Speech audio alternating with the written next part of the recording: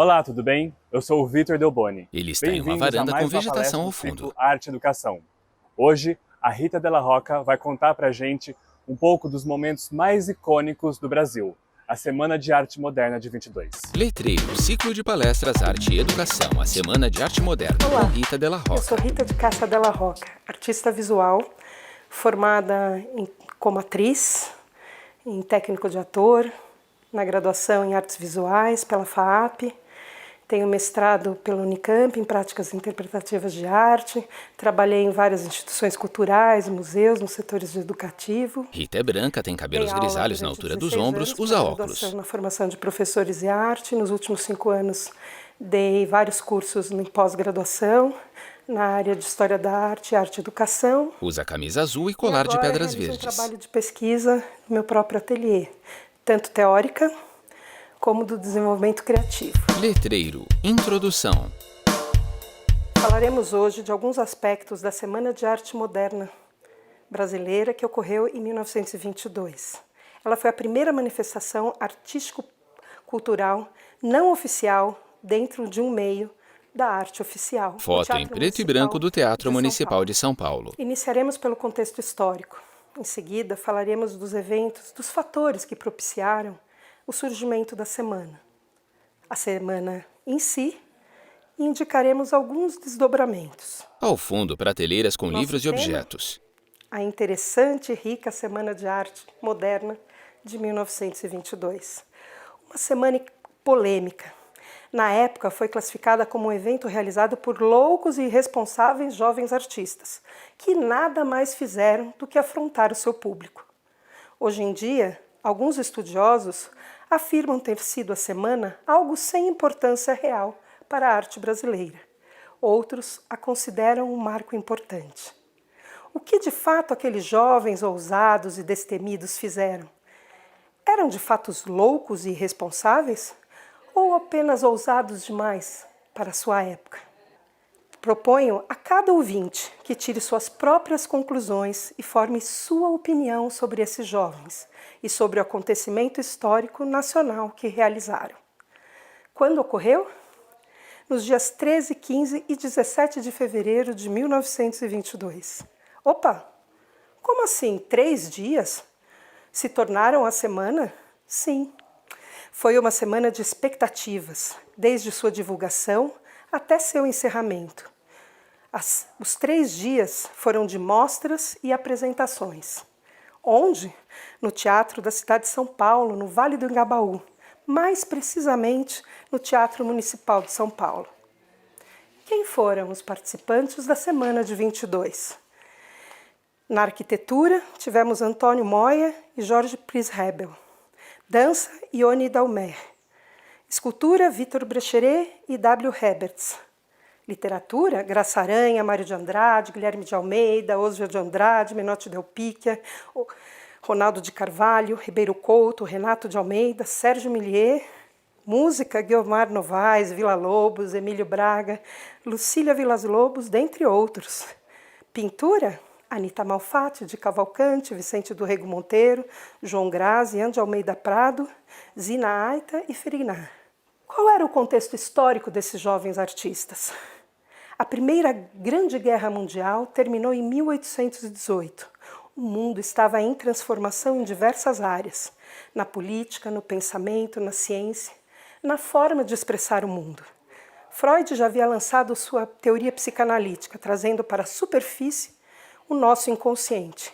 Einstein inaugura a nova teoria da física, a da relatividade. Max Planck abriu o caminho para a física quântica. A teoria do filósofo espanhol Ortega y Gasset, que afirmava que todas as coisas estão em permanente processo de mudança. O Brasil era afetado por tudo isso.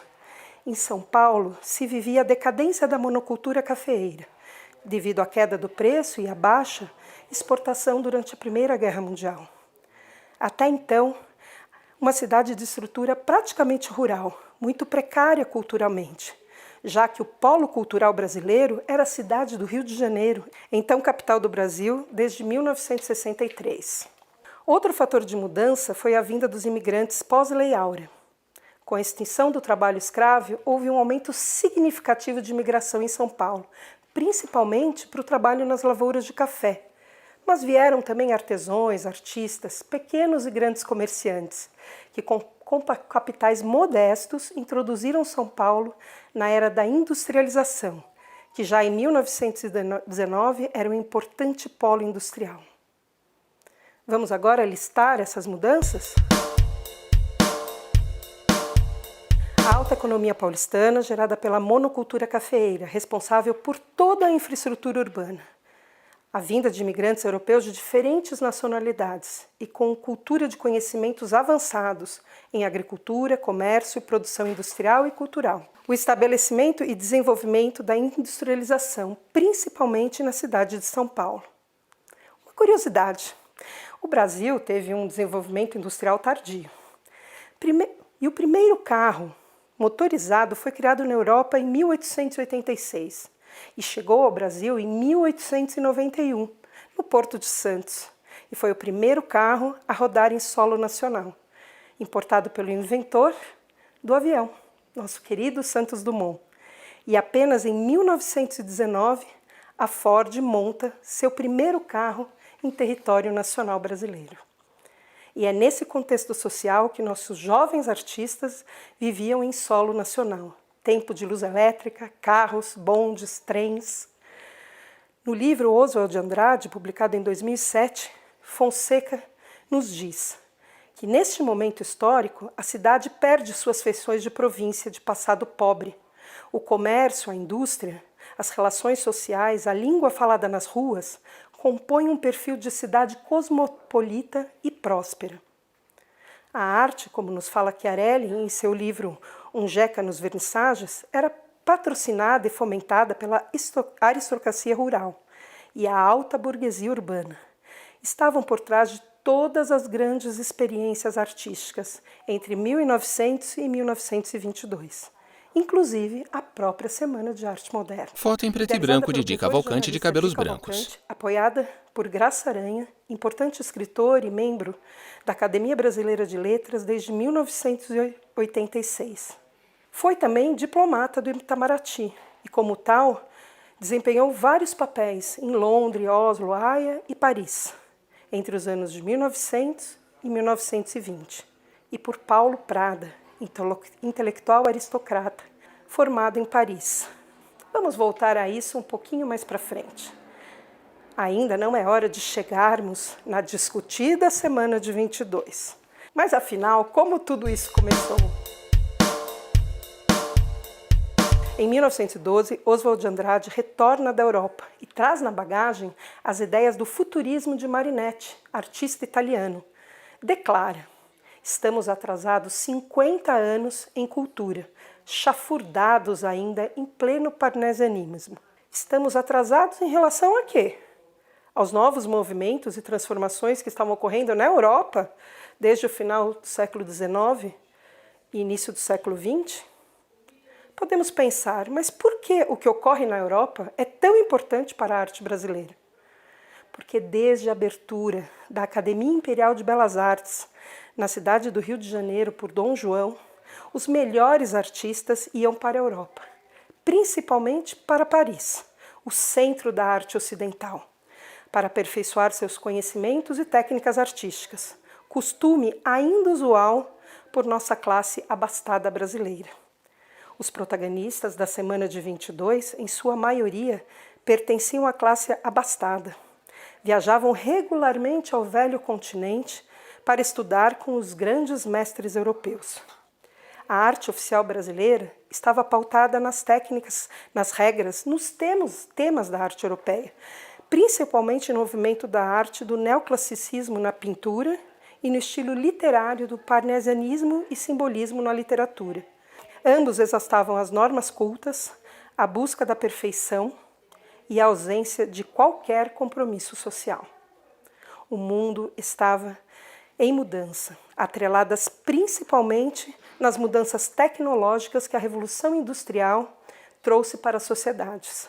Mais fortemente, a eletrificação das grandes cidades, a iluminação noturna, tudo proporcionava uma realidade mais dinâmica e autônoma do tempo da natureza, em sua relação de dia e noite. Para essas viagens de estudos, alguns falavam que os nossos artistas voltavam brasileiros na carne e que ficavam europeus no espírito. Bem, em 1913, Lazar Segal, pintor lituano, realiza, segundo Mário de Andrade, a primeira exposição de pintura não acadêmica em nosso país. Em 1914, Anita Malfatti, que retorna de sua viagem de estudos da Alemanha, onde estuda de 1910 a 1914 na Academia de Belas Artes de Berlim e tem suas aulas com professores pertencentes ao grupo Dierbruck, A Ponte, expoentes no expressionismo europeu. Porém, ambas exposições foram pouco visitadas e passaram quase despercebidas. Sequência de obras de Anita Malfatti. Entre outros acontecimentos, houve a exposição de Anita Malfatti, na qual definitivamente a artista rompeu o padrão de uma arte como um retrato fiel da realidade. Anita foi estudar, desta vez, nos Estados Unidos da América do Norte. Sua intenção era voltar para a Europa, mais precisamente para Paris, mas devido à Primeira Guerra, mudou a rota. Estudou na Art Students League e na Independent School of Art, onde teve liberdade de pintar e completamente sua pintura se tornou livre em experimentações, sem limitações estéticas e onde intensifica seu gosto pelo expressionismo. Ao voltar para o Brasil, expõe 53 pinturas no salão cedido pelo Conde de Lara, na rua Líbero Badaró. A obra mais famosa dessa mostra tornou-se a pintura A Boba. Anita, com suas obras, desperta muitas reações. Mário de Andrade, ao se deparar com a pintura O Homem Amarelo, teve uma reação de riso incontido, mas desperta para o modernismo e diz a Anita: essa pintura é minha, vou comprá-la. E o que faz tempos depois. Porém, alguns dias depois, Monteiro Lobato escreve o artigo intitulado A propósito da exposição Malfatti, que mais tarde fica conhecido como Paranoia ou Mistificação. Nele, Lobato apresenta a arte moderna como uma farsa produzida por olhos doentes, que, diferentemente da arte normal, que é regida por leis de proporção e de equilíbrio, como uma cópia fiel da natureza ou do modelo. O artigo exerceu forte influência, pois o público passa a reagir às obras com risos e insultos. A exposição vira um escândalo público. Quadros comprados são devolvidos e sofrem um atentado a bengaladas, além de aparecerem em seus versos bilhetes ofensivos. Oswald, Mário, Menotti e outros artistas se unem em defensiva da Anita e tem aí definitivamente o estopim da Semana de Arte Moderna. Nasce nesse grupo uma necessidade de mudar, transformar o pensamento em relação à arte e desperta uma necessidade de interação nacional. Oswald tem um pequeno apartamento, uma garçonnière, que ocupa com sua namorada Daisy, no número 67 da rua Líbero Badaró. E a partir de 1918 passa a ser frequentado por Guilherme de Almeida, Menotti Del Picchia, entre outros artistas. Segundo o depoimento do próprio Oswald, lá começou o modernismo. Arrastei para lá Mário de Andrade. Ali estiveram Di Cavalcanti, Menotti Del Picchia, Ribeiro Couto e até uma vez o futuro acadêmico Gustavo Barroso. Como qualquer movimento literário, esse se procedeu no início sem esquemas, sem passaporte e sem justa definição, despertado pelas artes plásticas de Anita Malfatti. Tratava-se apenas da oposição e de uma revolta que, refletindo as agitações da Europa, se erguia sobre o marasmo das letras e das artes nacionais. Mário de Andrade era um show. Sua alta estatura, sua mulatice risonha, exprimindo-se numa dentadura faustosa, sua voz cálida e cantarolada, seu amor pela música e pelo folclore e sua cultura incipiente esplendendo no deserto letrado do Piratininga. Tudo fazia com que em torno dele se congregassem amigos e medrassem devotações. A confusão reinava. Ninguém sabia ao certo o que era ser moderno. Este conceito vinha se propondo através das mutações do século e das transformações sociais. Mas nossas forças abafadas pelo servilismo colonial procuravam dele se libertar. Lá discutiam, teorizavam e principalmente experimentavam a criação em sua máxima liberdade. Pedro Rodrigues de Almeida, frequentador assíduo da Garçonniere de Oswaldo, escreve na capa de um caderno o que será um diário para exercícios de expressão criativa livre e coletiva do grupo. E põe como título: O perfeito cozinheiro das almas desse mundo. É onde surgem experimentações literárias e novos pensamentos. Mais tarde, esse espaço fica pequeno e eles então passam a se reunir na casa de Paulo Prado, simpatizante do movimento. Esses artistas vivem uma época de muita efervescência, que é conhecida como a Belle Époque paulistana, tempo de um espírito marcado pela euforia, pelo progresso, descobertas científicas e tecnológicas, melhorias de vida nos grandes centros urbanos. Espírito que perdurará até 1929, com a queda da Bolsa de Nova York. Então o mundo entra em um tempo sombrio. O espírito de liberdade e euforia só voltará a reinar em 1960, com os hippies, mas essa é uma outra história. O modernismo é um movimento ligado às grandes cidades e aos avanços tecnológicos. Em 1919, Manuel Bandeira publica Carnaval, apresentando versos livres. Em 1920, Mário de Andrade, Menotti de Alpicchia, Oswald de Andrade e Di Cavalcanti conhecem Victor Brecheret, um artista italiano recém-chegado ao Brasil, que usava o Palácio das Indústrias, na época ainda em construção, como ateliê, e ficaram surpreendidos com a obra do escultor. Mário ficou comovido perante a obra Cabeça de Cristo. E dias mais tarde pede a Brecheret que quer realizar uma cópia dela em bronze. Brecheret concede o pedido. Mário faz o impossível para levantar o dinheiro necessário para a fundição. O impacto que a obra causa em Mário detona um movimento criativo novo, que só depois de alguns dias, quando Mário, realizada a fundição da escultura, a leva para casa e ao expô-la para sua família, é surpreendido por uma reação descabida, a qual nos descreve posteriormente neste trecho. Afinal, pude desembrulhar em minha casa minha cabeça de Cristo. Sensualissimamente fiz isso. A notícia correu num átimo, e a parentada que morava pegado invadiu a casa para ver e para brigar. Berravam. Aquilo era pecado mortal. Onde se via um Cristo de trancinha? Estrilava a senhora, minha tia velha, matriarca da família. Onde se viu Cristo assim? De trancinha, era feio, medonho. Maria Luísa, vosso filho é um perdido mesmo. Fato que impulsiona a escrita de um novo livro. E são as palavras do próprio Mário que nos apresentam esse momento criativo despertado desde a exposição da Anitta, em 17. Fiquei alucinado, impressionado, palavra de honra.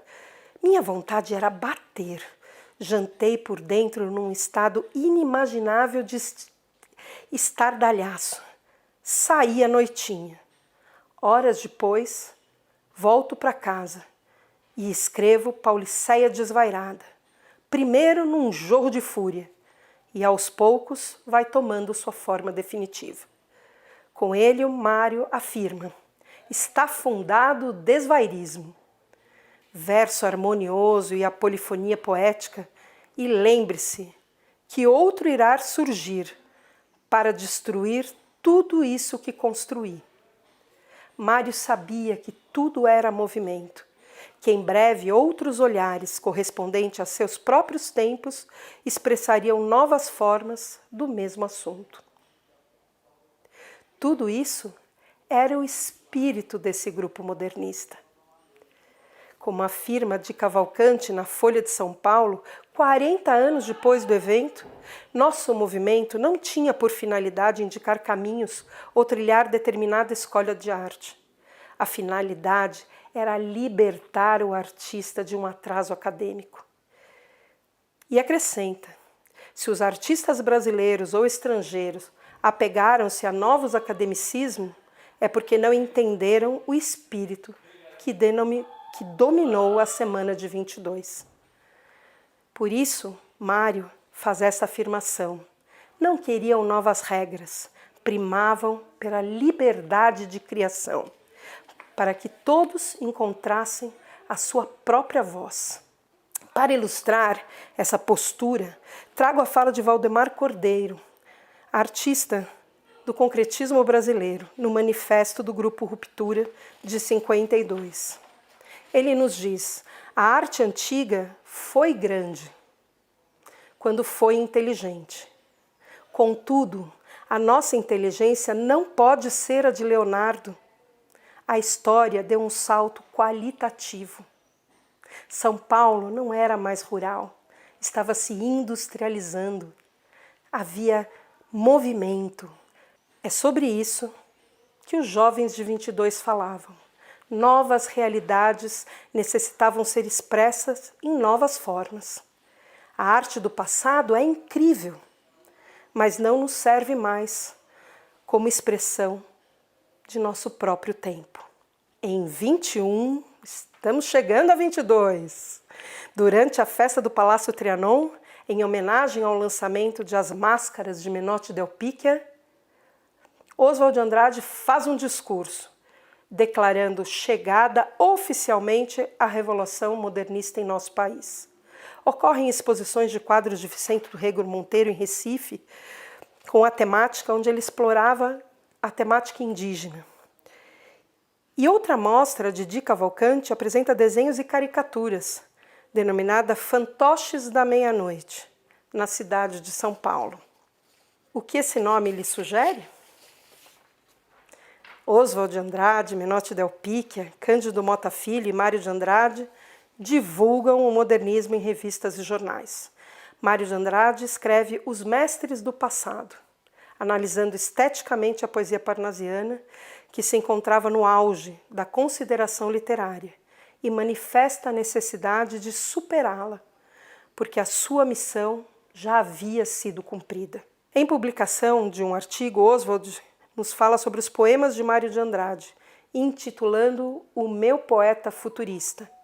A partir disso, ainda que da recusa de Mário de Andrade em aceitar a denominação da palavra futurismo, passa a ser de forma indiscriminada usada para designar toda e qualquer manifestação de comportamento modernista, na maioria das vezes em tom pejorativo. E eis que chegamos a 1922. Afinal, quem teve a ideia da Semana de Arte de 22? Letreiro, a Semana de Arte de 22. De primeira, achamos que tinha sido Mário de Andrade, considerado o maior entusiasta do modernismo brasileiro, devido aos seus inúmeros textos defendendo a ideia. Alguns atribuem a ideia a Graça Aranha, mas é o próprio Mário que nos diz ter sido a ideia de Di Cavalcante. Parece que Di pescou a ideia da semana em uma conversa com Dona Marinette Prado, francesa, esposa de Paulo Prado, quando ela se lembrou da realização da Semana de Fêtes, um evento de verão na cidade litorânea de Dalville, na temporada dos festivais. Dalville era um rico balneário francês. E lá aconteciam exposições, concertos, apresentações e muitas outras atrações. Algum tempo depois, chegando do Rio de Janeiro, em 1921, comunicou aos companheiros a sua ideia. A proposta surgiu com a ideia de unir os festejos do centenário da independência do Brasil, o marco de uma outra independência, o da cultura brasileira. embora ela ocorresse apoiada ainda nas estéticas europeias, principalmente no futurismo de Marinetti. Seria um grito de liberdade, de ruptura com a velha acadêmica arte vigente no país. Paulo Prado, já citado anteriormente, vinha de uma das famílias mais ricas e influentes de São Paulo. Atuava não apenas como mecenas e comerciante, era escritor e poeta, um grande inconformado com o provincialismo cultural local e o principal apoiador para a realização do evento. Paulo havia comprado a obra A Onda de Anita Malfatti em sua exposição de 1917 e, ao contrário de todos os compradores, manteve a pintura consigo. Tinha em sua coleção particular obras de vários artistas da vanguarda europeu: Picasso, Matisse, Fernando Léger, Juan Gris, Modigliani. Quando Di Cavalcanti lhes põe a ideia da semana, imediatamente passa a garantir a sustentação social e econômica do evento. Consegue levantar toda a verba necessária por meio de sua grande articulação na sociedade burguesa paulista. Graça Aranha sugere que se institua um comitê organizador, ideia aprovada pelo grupo. Ter Graça Aranha no grupo contribuía muito para que eles fossem levados a sério, já que pertencia à Academia de Letras Brasileira e havia escrito o livro Canaã, que muitos poucos leram, mas todos admiravam. Para Di Cavalcanti, a Semana de Arte seria uma semana de escândalos literários e artísticos, de meter os estribos na barriga da burguesiazinha paulista, embora tenha sido patrocinado por essa mesma burguesia. É interessante observarmos que, primeiramente, o nome da semana era Semana de Arte Futurista de São Paulo, como podemos observar no recibo fornecido pelo Teatro Municipal em decorrência de sua locação. Foco no recibo do Teatro Municipal. Estava pautada no Manifesto Futurito trazido por Oswald, que, entre diversos pressupostos, trazia o D. Nós afirmamos que a magnificência do mundo enriqueceu-se de uma beleza nova, a beleza da velocidade. Não há mais beleza a não ser na luta. Nenhuma obra que não tenha um caráter agressivo pode ser uma obra-prima.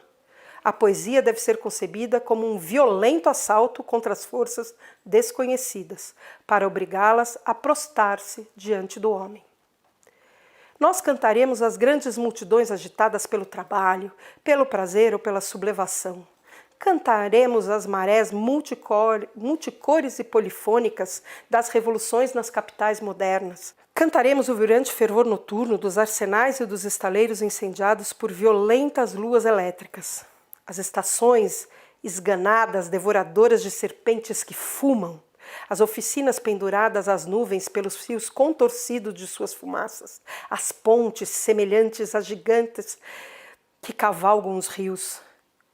Faiscantes ao sol com o luzir de largo peito que pateiam sobre os trilhos, como enormes cavalos de aço enleados de carros, o voo rasante dos aviões, cuja hélice freme ao vento, como uma bandeira que parece aplaudir a multidão entusiasmada. Admirar um quadro antigo equivale a despejar nossa sensibilidade numa urna funerária. Lembre-se que cada tempo tem sua própria inteligência e cada tempo precisa ver nascer a sua. A princípio, todos do grupo aceitaram a designação futuristas. Depois, Mário de Andrade, nacional e nacionalista como era, não queria estar dentro do rótulo estrangeiro. Assim, pouco a pouco, chegaram em modernistas. E todo mundo topou. O termo moderno, embora carregue uma leve ideia de futuro, nasce da palavra latina modernus, que significa atual, pertencente aos nossos dias. Já a palavra futurismo vem de futuro, que quer dizer o que está por vir. Esses jovens não cantavam o futuro, cantavam os seus próprios dias. A semana de 22, ela acontecia naquele exato momento. Não era algo que viria depois. Depois viriam outras coisas. A liberdade que tanto almejavam aqueles artistas aconteciam em cada uma das manifestações artísticas e teóricas, no aqui e agora do teatro. O Teatro Municipal foi concedido por René Toillet para a realização da Semana de Arte. Ele e seu pai Alexandre Toillet patrocinavam diversos espetáculos no período. Por isso a facilidade de conseguir um local tão importante. E em apenas 3 meses, depois da reunião na casa de Paulo Prado com Di Cavalcanti, inaugura-se a Semana de Arte Moderna de 22, em 13 de fevereiro, no Teatro Municipal de São Paulo. O evento, além de exposições de pinturas e esculturas, contou com apresentações de música, dança, declamações de poesia e conferências. E é no Correio Paulistano que acontece a divulgação e o convite da semana. Recortes de anúncios da semana no Correio Paulistano. No primeiro dia, o dia 13, no segundo dia, o dia 15 e no terceiro, o dia 17. O cartaz e a capa do catálogo da exposição foi criada por Di Cavalcanti. Além das inúmeras obras expostas no saguão de entrada e nos corredores do teatro, falas, declamações, dança, música aconteciam nas escadarias e no palco do teatro. O espetáculo teve início com uma confusa conferência de Graça Aranha, intitulada A Emoção Estética da Arte Moderna. Tudo transcorreu com certa calma. Mas é o próprio Oswald que nos narra a abertura do evento com os novos literatos.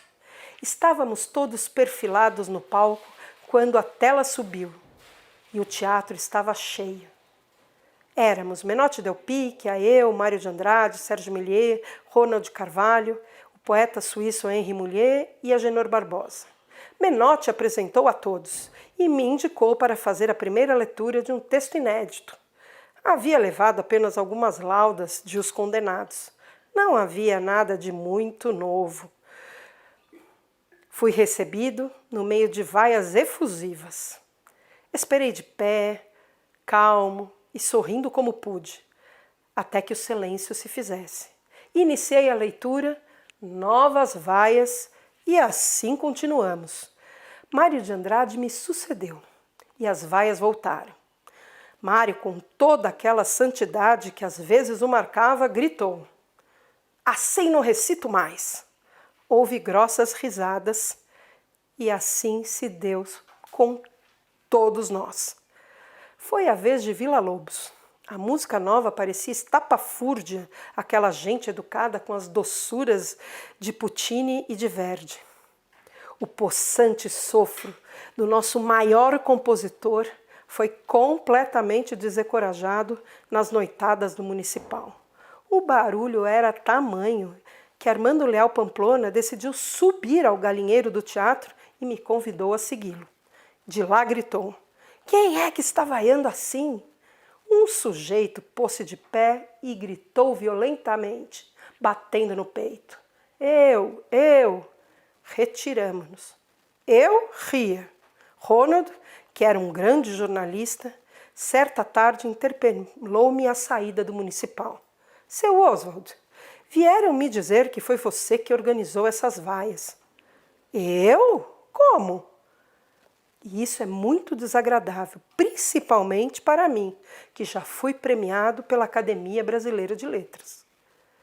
Todas as apresentações da semana foram importantes. Gostaria de destacar algumas.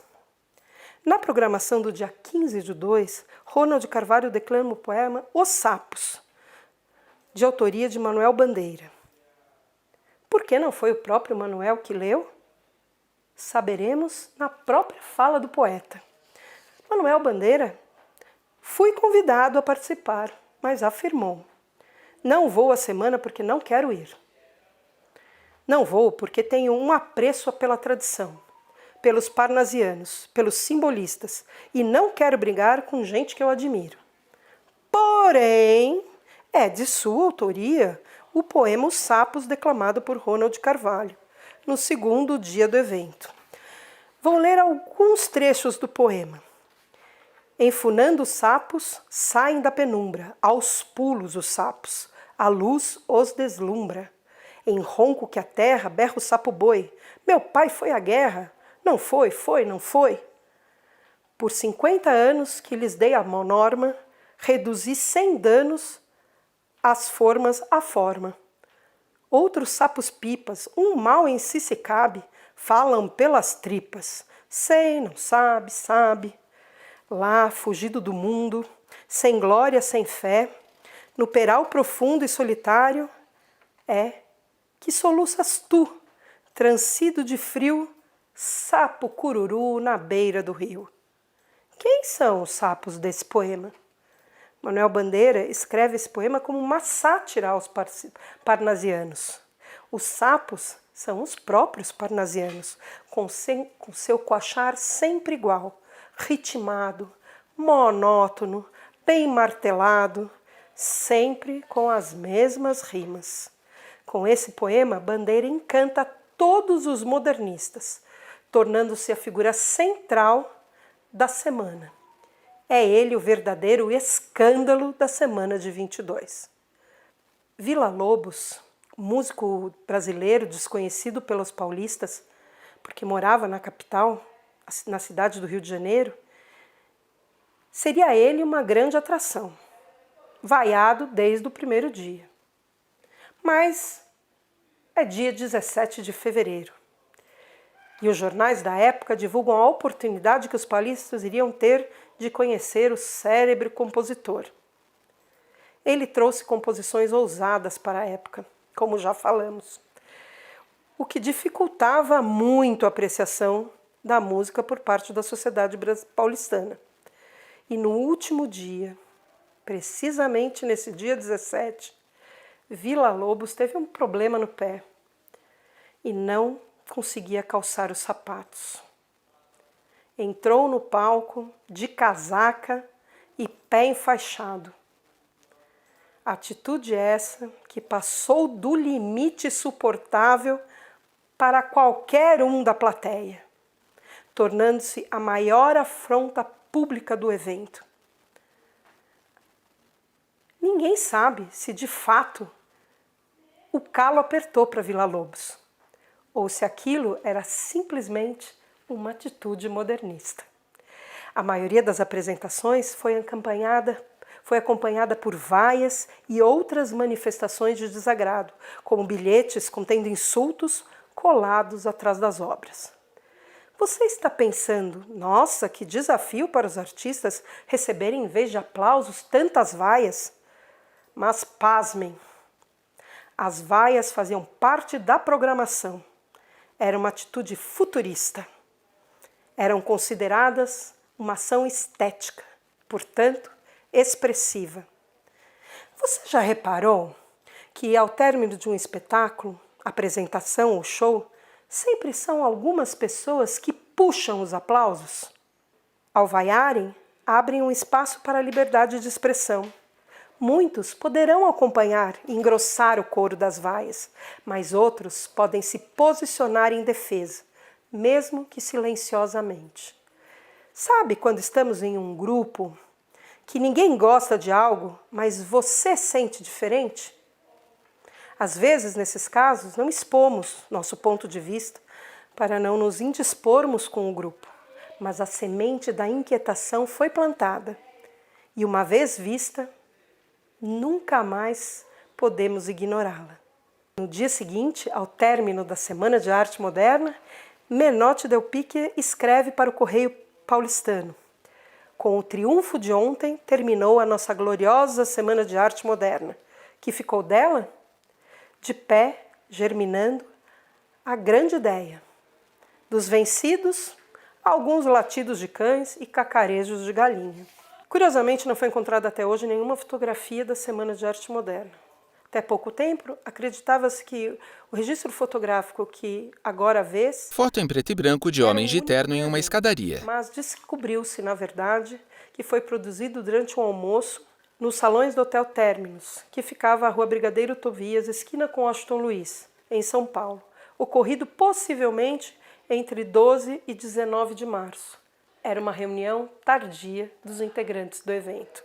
Belmonte, um cartunista, ele faz essa charge para a Semana de Arte Moderna e publica ela 3 dias depois do final do evento. Em outras afirmações, Belmonte diz: Carlos Gomes era um burro, Chopin um tocador de berimbau, nosso esplendoroso pintor Almeida Júnior não passava de um padeiro. Olha como as consciências são diferentes. Uns se sentem agredidos e pensam que os modernistas agrediram os nossos grandes artistas. Na verdade, eles aplaudiam a grande arte feita no passado. Era só o momento de uma arte nova. Falamos e falamos da Semana de Arte de 22 e nem citamos a artista tida como a maior referência do modernismo brasileiro. Você reparou? A nossa Onde está Tarsila do Amaral? Em Paris. Retoma ao Brasil em junho, no mesmo ano do evento. Sabe tudo o que aconteceu na semana, pois sua amiga Anitta lhe escreveu contando todo o evento. Nesse momento, se junta já em São Paulo aos artistas Anitta Malfatti, Mário de Andrade, Menotti Del Pique, Oswald de Andrade, formando o Grupo dos Cinco. Grupo que agitou culturalmente São Paulo, com reuniões, festas, conferências nos anos seguintes ao evento do Municipal. Lançaram a revista Claxon, divulgadora do modernismo no Brasil, que foi publicada entre 15 de maio de 22 e janeiro de 23. Capas da revista Claxon. Surgiu a revista Antropofagia, que circulou entre maio de 28 e agosto de 29. O caminho aberto por nossos arrojados protagonistas foi trilhado com muita maestria. Todos foram amadurecendo como artistas, pensadores e propositores. Mário seguiu em busca da brasilidade, viajando por todo o Brasil, colhendo mitos, lendas, histórias e muito mais. Como ele mesmo coloca, não dá para saber o que é o Brasil sem conhecê-lo. E eu acrescento, não podemos acreditar que uma pequena ilha é todo um país, riquíssimo na diversidade de culturas, modos, crenças e gente. Zé Celso, um ousado diretor teatral brasileiro, fala: o novo é difícil, é quase impossível. Fica aqui um convite. Vamos ser ousados e destemidos em nossas crenças?